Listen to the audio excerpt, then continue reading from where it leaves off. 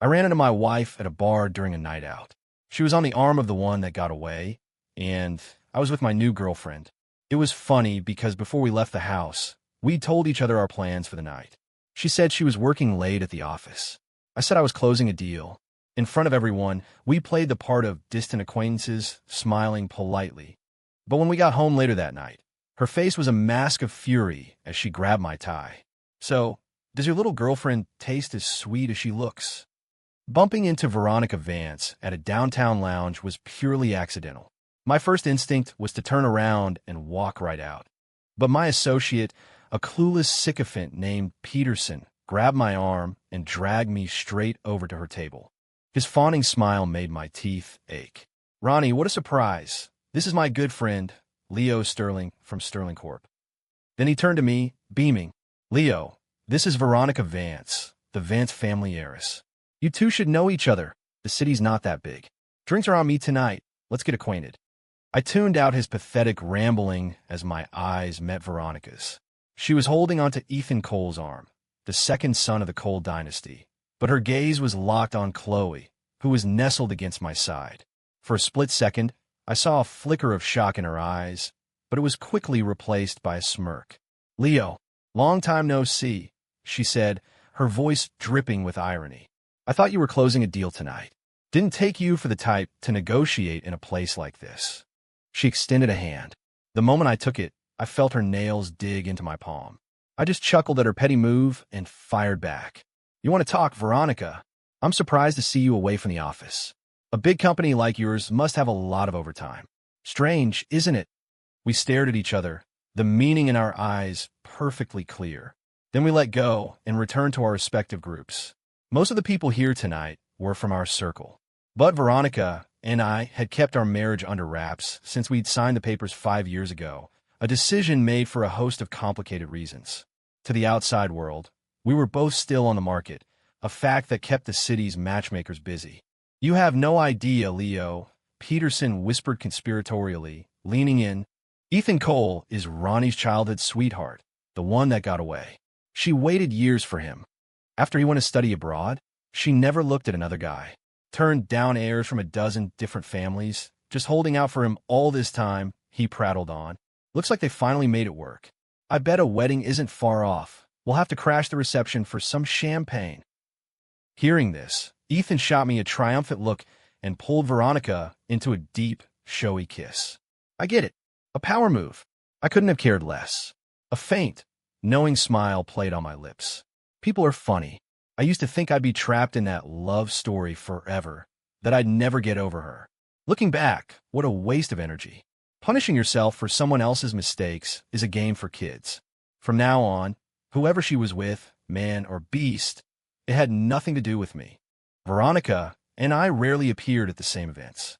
A few years ago, we'd show up as friends or something vaguely closer, but that became less and less frequent. Everyone assumed we barely knew each other. Peterson, the idiot, was still whispering in my ear. "You're a loyal one too, Leo. Single all these years, never settling down.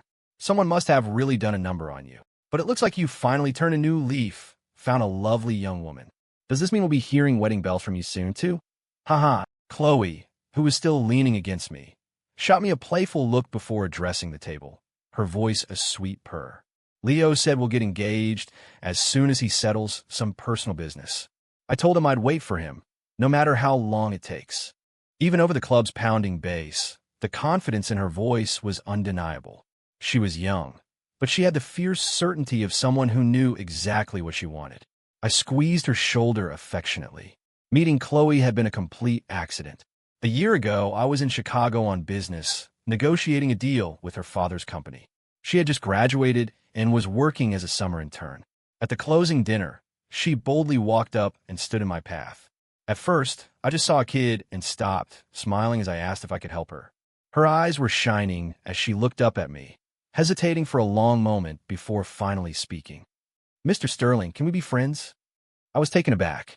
Chloe and Veronica were both stunning, but in completely different ways. Veronica was a wildfire, passionate and untamed. Chloe was the quiet glow of youth, vibrant but contained. In that moment, though, Their images merged. It was like I was 10 years younger, hearing another voice. Leo, let's be friends. I don't even remember agreeing, but somehow, this girl and I became friends. Later, Chloe told me with breathless excitement that the moment she saw me, she felt like she'd met her destiny. Seeing me command the room, navigating deals with her father, and charming his partners, she was completely captivated. I had no intention of deceiving her. I told her flat out that I was married and that I couldn't lead her on. She was heartbroken. A few months passed, and then her father called, recommending her for an internship at my company in New York. The day she arrived, she told me, I know about your situation, but I've decided I have to fight for my own happiness. I'm young. I can wait. As long as you're single before I fall in love with someone else, I'll marry you. She kept her head down as she said it, like she was facing down a monster. At the time, my relationship with Veronica was at an all-time low. Our marriage was held together by nothing more than a piece of paper. The reason was simple. Veronica had secretly flown to Europe to spend a month on vacation with Ethan Cole. If their old flame was rekindled, then she was no longer mine. I'd never believed for a second that she came back untouched. I knew about their history, of course. We all grew up in the same circles. They were inseparable as kids, and their teenage romance was the stuff of legends. I was just the guy who loved Veronica from afar, never daring to say a word. From the first crush at 15 to the turbulent emotions of our early 20s, Ethan was the one by her side. They only broke up after college. The Vance family business hit a rough patch and needed a bailout. Naturally, they turned to the Coles. But the Coles weren't interested. Ethan's older half-brother was already running the family empire and had no intention of sharing a dime with his younger sibling. The deal fell through, souring the relationship between the two families and creating a rift between Veronica and Ethan. They fought constantly, seeing his inheritance slip away and feeling misunderstood by his girlfriend. Ethan left the country in a fit of pique. In the end, it was my family who stepped in and helped the Vances, citing a long-standing friendship between our grandfathers. It was at the celebratory dinner that she approached me to become friends. Honestly, it's laughable now. I truly believed she was over Ethan, that she was turning to me out of gratitude. It took me years to realize she only got with me to make Ethan jealous, and I was the perfect candidate. The rest of the story played out exactly as you'd expect. She was lonely and needed comfort. Her family wanted to solidify our business alliance through marriage. And I, thinking I was finally in a real relationship, became the sacrificial lamb.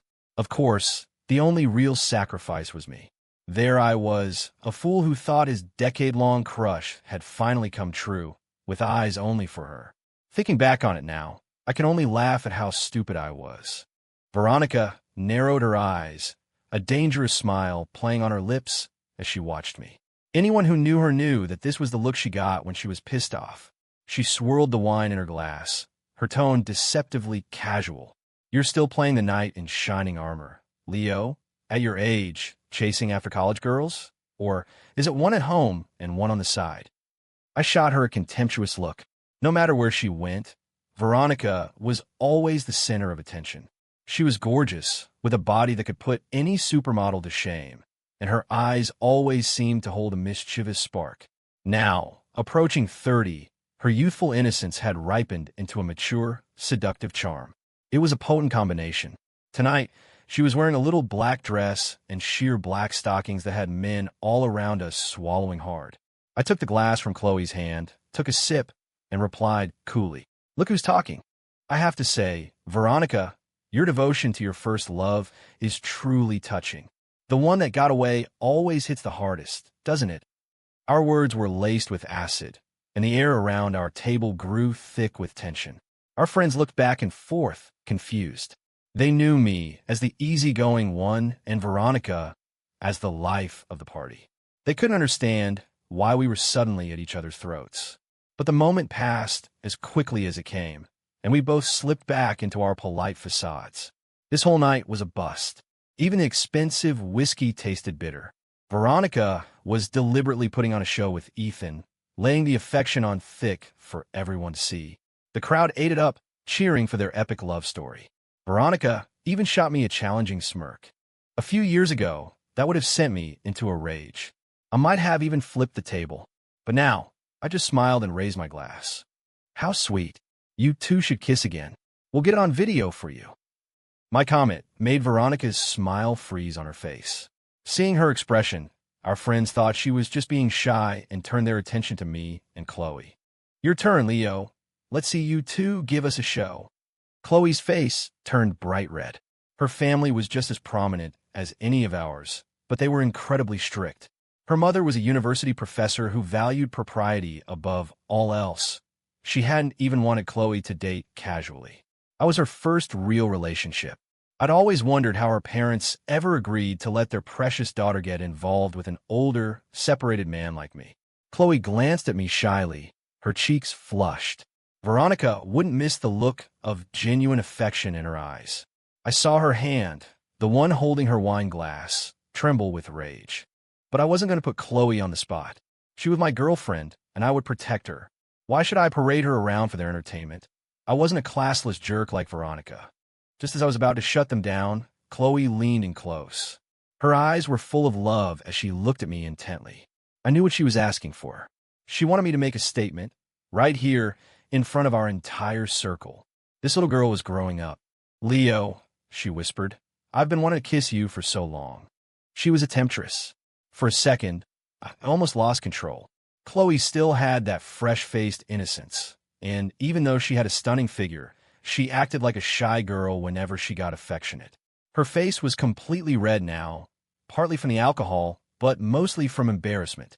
The moment our lips met, a table crashed to the floor. It was Veronica. Her face was dark with fury as she glared at me. Everyone froze, stunned, wondering what had set the heiress off this time. Her perfect, white knight boyfriend was standing right beside her. My first instinct was to shield Chloe. When Veronica got like this, she was capable of anything. But Chloe didn't flinch. She placed her delicate hand on the back of my head and, right there in front of everyone, finished the kiss we had started. When I got back to the penthouse and flipped on the lights, Veronica was standing there, her face a thundercloud, staring daggers at me. After that kiss with Chloe, she'd been seething all night, casting a pall over the entire party. I ignored her, heading to the bedroom to change and wash up. It was late. She blocked my path, her expression flat. That must have been some business deal. Is the bar your new boardroom? I shrugged. This was pointless. You want to talk? I guess you were working overtime at the same place. A slim cigarette was perched between Veronica's fingers. She rarely smoked. That meant she was relying on the nicotine to keep herself calm. You've gotten bold, Leo, parading your little girlfriend around for the whole city to see. Looking at her, I frowned, my voice cold. And you weren't parading around the one that got away, Veronica. Don't forget, you were the one who said we should see other people until the divorce is final. What's wrong? Having second thoughts? Or are you the only one who gets to play around? Veronica let out a cold laugh and stubbed out her cigarette. Second thoughts? Don't flatter yourself. I will never regret a thing in my life. I'm just giving you some friendly advice. A girl fresh out of college like that, once she's done playing with you, she'll kick you to the curb and take half your money with her. I didn't even bother to look at her as I walked away, tossing a lazy barb over my shoulder. At least when I met her, she was all mine. And she didn't cheat on me. I slammed the bathroom door behind me, ready to wash away the night's grime and smoke. I was halfway through my shower when the door was thrown open. Veronica's warm body pressed against mine from behind. I tried to push her away, but she just held on tighter. She whispered in my ear, her voice husky and seductive. Leo, that little girl can't possibly know how to have any real fun. Let me take care of you tonight. I pried her hands off me and spun around, my own hand closing around her throat. My rough handling didn't seem to faze her. Her eyes were still filled with desire, a triumphant smirk on her lips. I knew what she was thinking. She thought I was the same devoted fool who used to worship the ground she walked on. She thought I was just jealous. With a surge of strength, I shoved her out of the bathroom. Veronica fell to the floor, her eyes wide with disbelief. Leo, are you insane? I'm your wife. I wrapped a towel around my waist and looked down at her, my voice like ice. Not for much longer. Now, get out. Veronica's face darkened with rage. Our relationship was already so strained that she didn't dare throw one of her usual tantrums. We're not even divorced yet. and you're already disgusted by me? My eyes scanned her body. The lace nightgown she was wearing looked familiar, but it wasn't one of ours. My mind flashed back, right? I'd seen in a photo Ethan Cole had sent me. While Veronica was on her business trip with him, I'd been working myself into the ground and ended up sick in bed. It wasn't serious, just a bad flu that required a few days of rest. In the photo, Veronica was wearing this exact nightgown, lying in bed with Ethan, her body marked by their lovemaking. They both grinned and threw up peace signs for the camera before sending it to me. I never said a word. Veronica's excuse for the trip had been a crucial business deal, and I'd actually been worried about her. From that moment on, she just disgusted me. I wanted her out of my life completely, and now she had the audacity to wear that thing in front of me. She was asking for it. You shouldn't be wearing that for me, I said coldly. Get out. Veronica froze, staring at me for a long time, her jaw tight and her fists clenched. She must have remembered. A moment later, she got up without a word and walked out. I stood under the shower, but the hot water couldn't wash away the chill inside me. I couldn't stand her touch anymore. Anytime she touched me, I had to shower immediately. I was afraid of catching something. I first realized Veronica was still obsessed with Ethan 2 years ago. Back then, our marriage was still decent. Veronica was a good wife, poised and elegant in public, a great homemaker in private. She was passionate in bed, and I was foolish enough to believe I had won her love.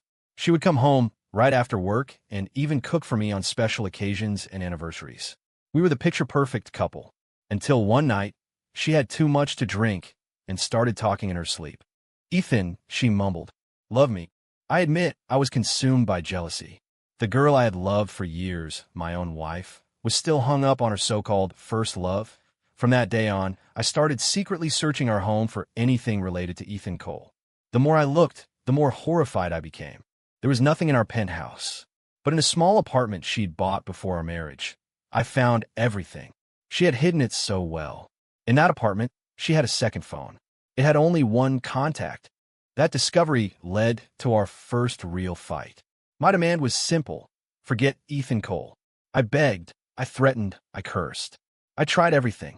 Veronica's response was always the same. I can't. If you can't handle it, we can get a divorce. It was then that I finally understood.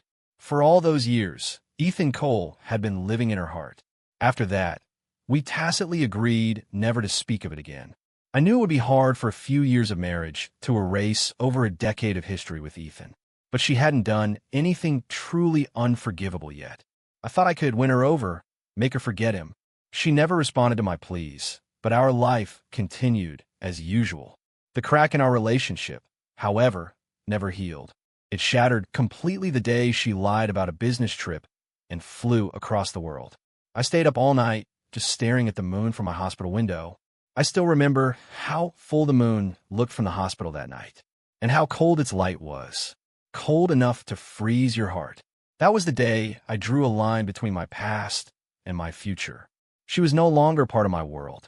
Veronica's grandfather, Arthur Vance, never liked Ethan Cole. It wasn't just because the Coles had refused to help their family.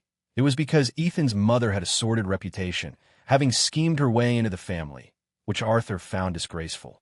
Her parents, however, didn't mind, but they didn't call the shots. In a vast Vance family, the old man's word was law. When Veronica returned from her trip, I asked for a divorce. It didn't happen. Her grandfather had fallen ill. It was serious. The doctor said he had 2 years at most. Veronica didn't want to upset him, so she made a deal with me. We would divorce after he was gone. As compensation, she would transfer 4 wholly owned subsidiary companies from Vance Industries to me. No strings attached. I agreed, but it was never about the money. The Sterlings didn't need it. I did it out of respect for Arthur, for all the kindness he'd shown me over the years, and as a final thank you for making my childhood dream, however briefly, come true. But I never touched her again. We went our separate ways, living our own lives under the same roof. 5 for the next month, Veronica didn't come home once. We didn't see each other again until the day of her grandfather's birthday party. Don't screw this up in front of Grandpa, she warned as she drove. To keep up appearances, we had taken 1 car, and you'd better keep your new girlfriend in line. If she causes any trouble, I'll make her regret it. I just shrugged, and kept my eyes on the passing scenery. You should worry about yourself. Her face darkened, and she didn't speak to me again. Grandpa Vance lived at the family estate in Greenwich, a quiet, sprawling property far from the city. We were only halfway there when her phone rang. A special ringtone. I didn't have to ask who it was. She answered without a moment's hesitation. I continued to stare out the window, my face a blank mask. For the past year, we'd barely spoken on the phone unless it was about our families. We were less than strangers. I don't know what was said, but Veronica suddenly executed a sharp turn, pulling the car over to the side of the road. The violent motion nearly threw me against the door. I was furious. What the hell is wrong with you? Veronica knew it was a bad move, but she said it anyway. Something's come up. You go on ahead to the party. I laughed, but there was no humor in it. Are you out of your mind, Veronica? It's your grandfather's birthday. Who could possibly be more important than him? She was silent for a full minute before snapping impatiently. It's an emergency with Ethan. I have to go. Just cover for me with Grandpa. Seeing that she was completely unhinged, I opened the door and got out, leaving her with one final sentence. Veronica, you're going to break that old man's heart. I didn't hear her reply. The sports car was already speeding back toward the city. I pulled out my phone and called an Uber. Even though it was a family dinner, I couldn't be late. Besides, her grandfather's health was failing. This would likely be his last birthday. Grandpa Vance had always been good to me. He kept a room for me at the estate, separate from Veronica's, a privilege I'd had even before the wedding. When he found out she had gone to Europe with Ethan, he had dragged himself out of his sickbed and personally lashed her 10 times with a riding crop, then forced her to kneel in the family chapel for a full day. Leo's love for you is known to everyone, he had thundered, and this is how you repay him. As long as I am alive, Ethan Cole will never marry into the Vance family. His plan was simple, a harsh punishment to bring Veronica to her senses, followed by him swallowing his pride and begging me not to divorce her. But Veronica was stubborn. She accepted the punishment, but never admitted she was wrong. I sighed. She may have no conscience, but I did. While I was in the Uber, a friend called. He was silent for a long moment after I answered, and I had to press him to speak. Leo, he finally stammered, I just saw Veronica and Ethan Cole at the hospital, in the OBGYN wing. I pulled some strings. I have something you might need. He sent me a few photos. In them, Ethan was carefully helping Veronica walk, his eyes full of adoration. There was also a picture of a sonogram report. For weeks pregnant. Patient name, Veronica Vance. I smiled and saved the photos. My heart was already dead. This was just evidence. If she ever decided she didn't want the divorce, I couldn't be shackled to a woman this. Tainted. The rain started to fall, and the droplets on the window reminded me of the first time I ever protected her. It was in high school, on a rainy day just like this. I saw her being dragged away by a group of local thugs on the way home from school. Back then, she was as proud as a peacock. With her family background, she made enemies easily. Those guys had been paid to teach her a lesson. Faced with them, the proud Veronica Vance wasn't about to back down. She didn't care that she was outnumbered. She started fighting back. But she was just a teenage girl. She was no match for a group of street brawlers and was quickly beaten to the ground. By the time I got there, she was losing a lot of blood and about to pass out. I saw what they were planning to do, and I couldn't let that happen. I sent the leader flying with a single kick. I'd taken a few years of martial arts and could handle myself reasonably well. But one against many is never a fair fight. To protect Veronica, I took several blows from a pipe meant for her. As I fell, I wrapped my body around hers, shielding her. The last thing I remember saying before I blacked out was a weak whisper. Don't be scared. I'll always protect you. I woke up in the hospital. When I was finally ready to confess my feelings to her, I found out she was with Ethan Cole. I quietly threw away the roses I'd bought and walked away, heartbroken.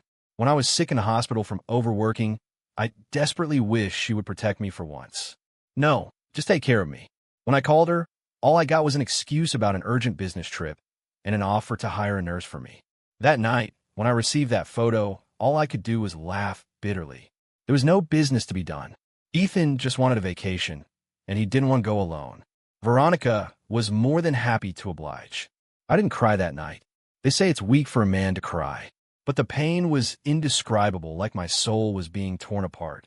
Veronica's night of passion reignited an old flame.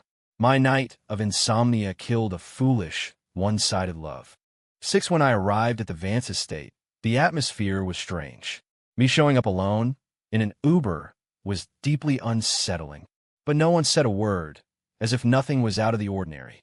Seeing me without Veronica, Grandpa Vance's eyes lost some of their light. After the dinner, he called me into his study. "Leo, you've been wronged." My eyes welled up. The once sturdy Arthur Vance was now bone-thin, as if a strong wind could blow him over. His face was sallow, with almost no color. "Grandpa, what are you talking about?" "I'm very happy, and you look much stronger than before."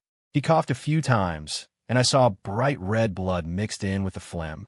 He forced a weak smile. "I'm not going to make it. Probably won't see the new year." I didn't dare respond, instead steering the conversation to happier topics. Eventually, we ran out of things to say. I looked at his tired face, smiled, and prepared to leave. "Grandpa, you should get some rest. I'll come see you again in a few days." Just as I reached the door, he called out to me, "Leo, divorce her." I froze, stunned that he would bring it up. Seeing my silence, he continued on his own. "She's mixed up with that good-for-nothing Cole boy again, isn't she? You shouldn't have to endure this." I managed a tight smile. "Grandpa, it's not like that." This time, he looked me straight in the eye. "It's no secret, son, and your smile is a terrible lie. You can fool everyone else, but you can't fool me. Don't forget, I watched you grow up too." I fell silent, weighing my options. The last thing I wanted to do was worsen his condition. "Leo, the fact that Veronica didn't come today, that's what made up my mind. I was originally going to beg you not to divorce her tonight. That Cole boy, with what little strength I have left, I could make him disappear from your lives. But I don't know what's gotten into Ronnie. To skip my birthday, her own grandfather's birthday. Since she's made her choice, I have to think about your future. Divorce her. Go live your own life." I wanted to speak, but my throat was tight. He looked at me with the same kind eyes he always had, then opened his safe and took out a large envelope. "This is 10% of the shares in Vance Industries. Veronica has treated you terribly over the years. Let this be our apology." I tried to refuse, but he pressed it into my hands. "You must take it. The Vance family owes the Sterlings. Don't let yourself be mistreated." 7 I didn't go home that night. I went straight to Chloe's place. I'd had too much to drink and needed someone to talk to. She was thrilled to see me, but the moment she hugged me, her expression changed. "You're sick. You're burning up."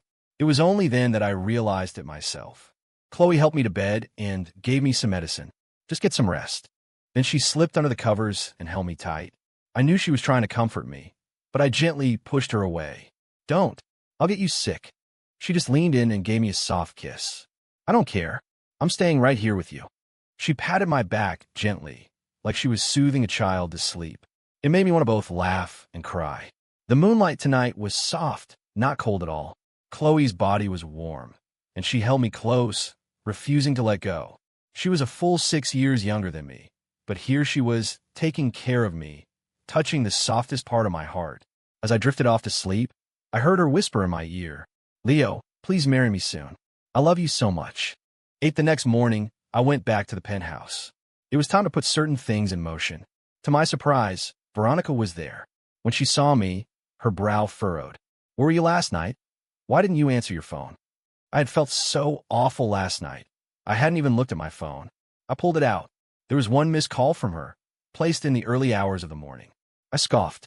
The nerve. My business is none of your business. Veronica's eyes dimmed for a moment before she did something unheard of. She offered an explanation. "Ethan wasn't feeling well yesterday. You know his health has always been delicate." I cut her off impatiently. "You don't have to explain. I'm not interested." Back when I first found out she was still tangled up with Ethan, I wanted to put a tracker on her, terrified of not knowing her every move. Now, the best version of Veronica was the one I didn't have to see. "Let's get a divorce. I'm done with this life." I slid the divorce papers across the table. I'd have my company's legal team draw them up overnight. "Grandpa knows about you and Ethan. He's the one who told me to divorce you. He already gave me 10% of the company's stock, so I don't need the 4 subsidiaries you offered." Veronica froze. She wasn't surprised that her grandfather knew about Ethan. That was impossible to hide, but she was shocked by my attitude. "Leo, we had a deal. We were supposed to wait until Grandpa was gone. What's the rush? so you can marry your little girlfriend." She leaned back on the sofa, a mocking smile on her face, as if she was waiting for me to take it all back. "You think that girl is some kind of saint? What you two have is just a fling. She wants your money, you want her body. That's it. Get a few years, and you'll end up in the same place. Don't you see that yet?" I looked at her coldly. The woman I had been so thrilled to marry now seemed utterly shameless. She could even find a way to justify her own affair. "Save some face for yourself, Veronica. Just because you have no shame doesn't mean the rest of us don't. At least she's not the type to go chasing after the man who dumped her." My words were merciless, and they left Veronica speechless. She knew what she had done was indefensible. She was just trying to paint it over with a veneer of true love. Seeing the color drain from her face, I pressed on, feeling no pity. "Don't think that calling it true love makes what you did noble. The difference between humans and animals is that we can control our base instincts." That was too much for her. She shot up from the sofa, her eyes blazing. "Leo, why are you being so cruel? How can you use such ugly words to describe my love?" I laughed. "Cruel? Ugly? Is it any worse than what you two did? I don't want to argue. Sign the papers. Then you'll never have to see me again, and you'll never have to hear my cruel words." Veronica's eyes were like chips of ice as she stared at me. After a long silence, a strange, unreadable smile spread across her face. "Fine, I'll sign. Don't you regret it?" I immediately handed her a pen. I couldn't imagine what gave her the confidence to think I would ever regret this. This was the most right I had ever been. I wouldn't want to be buried next to her. She was filthy. Her face was a dark mask as she quickly signed her name and threw the papers at me. "Happy now?" I nodded. "Very. I'll contact you when the separation period is over." I couldn't wait to share the news with Chloe. To my surprise, she was even more excited than I was. She bought a countdown calendar and tore off a page every day. "Leo, tomorrow's the last day," she chirped one evening. "I already borrowed my birth certificate from my parents' safe. We can go get our marriage license." I had to laugh at her infectious joy. It took a long phone call between our parents to finalize all the plans and talk her out of her crazy idea to get married the very next day. But before that, there was a wedding I couldn't miss. A friend from our circle was getting married, and not showing up would be a major insult. The problem with our circle is that it's small. Veronica and I ended up at the same table. I completely ignored her. She didn't even look at me, focusing all her attention on fussing over Ethan. "You've been working so hard lately, Ethan. You need to eat more." Then she shot a quick glance at me from the corner of her eye. Ethan's face soured. "Ronnie, you know I don't like this." Our friends, sensing the awkwardness, laughed and tried to break the tension. "So, Ronnie, when are you and Ethan going to make it official? After all these years, you two deserve a huge celebration." Veronica didn't answer, staring down at her plate. Ethan, on the other hand, was grinning from ear to ear, shooting me a provocative look. "Absolutely. We'll be sure to invite all of you. Make sure you clear your schedules." Another friend laughed loudly.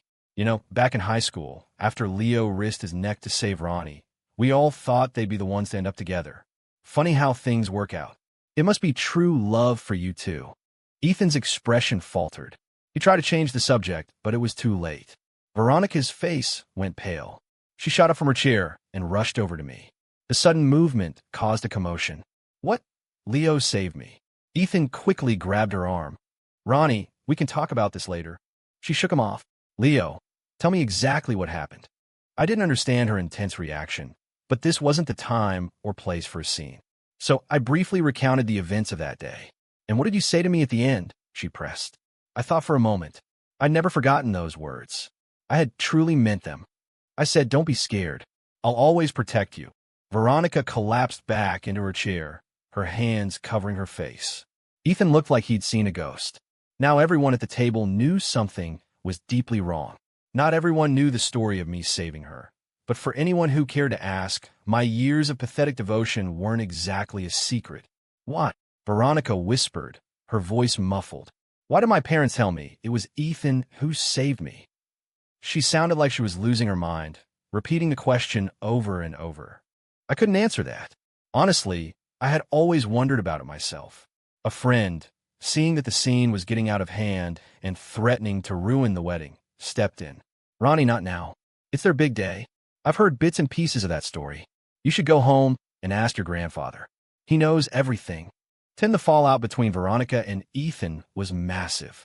Even though I tried to tune it out, the gossip was unavoidable. It turned out that Ethan had been there the day I was attacked, but he was too scared to step in. After I was taken away in an ambulance, Veronica's parents found him and concocted a story that made him the hero. The reason was simple. With the exception of her grandfather, the Vances had never been keen on an alliance with the Sterlings. They considered us new money and believed we couldn't offer them much. So Ethan, the favored second son of the Cole family at the time, became Veronica's savior. Their long relationship was the direct result of her parents' matchmaking. My friend gleefully recounted the aftermath to me. Veronica controls most of the Vance empire now, and she's using all of it to destroy Ethan. She took back the apartment and the cars, and she's teamed up with his older brother to freeze him out. The guy probably doesn't have $1,000 to his name.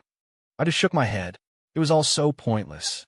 That incident was so much more complicated than I ever knew. I saved her, but she gave the credit and her heart to the wrong man and then hurt me in the name of repaying that false debt. Did I hate her? Of course I did, but I didn't regret saving her. Although, if I could go back in time, I don't think I would be so quick to throw myself in harm's way for her again. That evening, I ended up back at the penthouse I once shared with Veronica.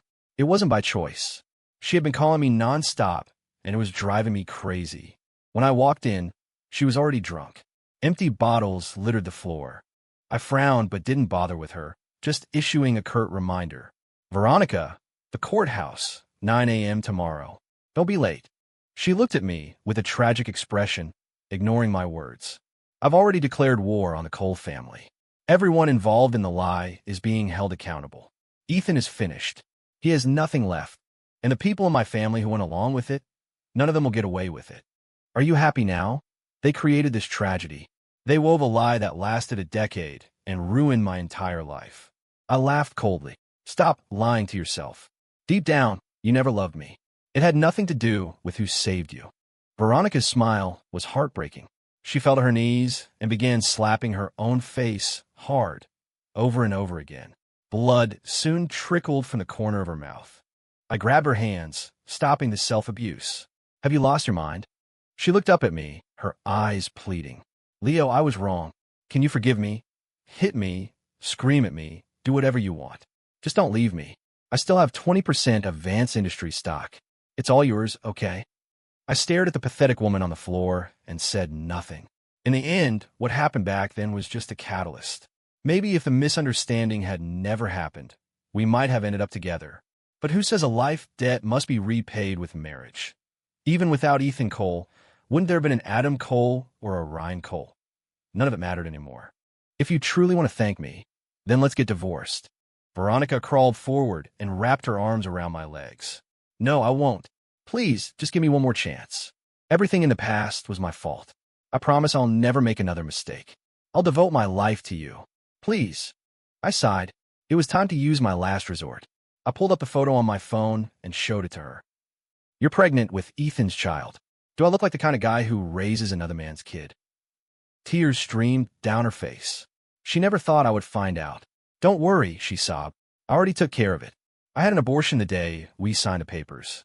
I regretted it the moment you left. I did it without telling Ethan. There's nothing between us anymore. I think I've always loved you. I was just so fixated on my savior that I felt like I owed him something. That's why I went down the wrong path. I looked at her, my patience completely gone. I slapped her across the face. Veronica, do not insult my intelligence again.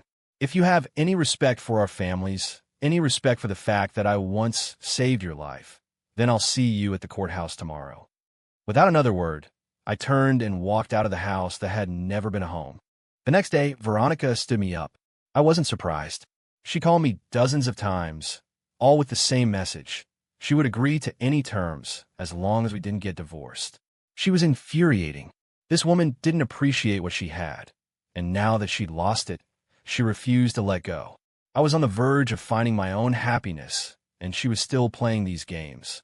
Fine. If she wouldn't do this the easy way, I had other options. After a conversation with my parents, Sterling Corp began a strategic financial assault on Vance Industries in the market. Using the shares her grandfather had given me, it took less than 2 weeks to oust Veronica from her position as CEO. She called me, her voice trembling with disbelief. "Leo, do you really hate me that much?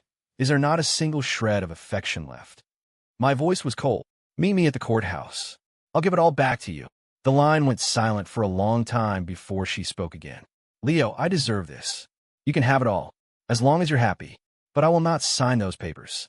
I'm going to spend the rest of my life making this up to you." I stared at my phone, exasperated. This woman was relentless. As long as her grandfather was alive, I couldn't drag the Vance family name through the mud by filing for a contested divorce. Just as I was racking my brain for a solution, Veronica called again. This time, she was hysterical. "Leo, you have to help me. It's Grandpa. He's dying." By the time I arrived at the hospital, Arthur Vance had been stabilized, but was awake. He looked terrible. I knew the end was near. Seeing him like this, I felt a pang of guilt. I didn't know if my corporate power play against Veronica was what had triggered this final decline. It was a reckless move, I admit. But Grandpa Vance didn't blame me. He beckoned us closer to his bed. "Grandpa." Veronica was already sobbing, unable to speak, kneeling by his bed and clutching his hand. "I always knew this day would come," he said, his voice weak but steady. "Don't be sad. Ronnie, I hear you don't want the divorce." Veronica wiped her tears, her face etched with grief. "Grandpa, I just found out that Mom and Dad conspired with the Coles to lie to me. You know how much my savior meant to me. I've lost everything now. I can't lose Leo, too." Grandpa sighed. "That boy has always been good to you. He never wanted to hurt you. Even when you pushed him to the absolute limit, he was still waiting for you. I tried to hint at the truth, but you wouldn't listen. You only trusted that Cole boy. Now, it's too late for regrets." He coughed violently, taking a moment to catch his breath before continuing. "I have 2 final wishes. I need you both to promise me." Veronica and I both nodded. At this point, all that mattered was giving him peace. "Ronnie, you and Leo must divorce. Your time together is over. You used it all up." Then he turned his tired eyes to me. "Leo, I spoiled that girl rotten. I can't ask for much else. But please, I need you to promise me you'll protect her one more time.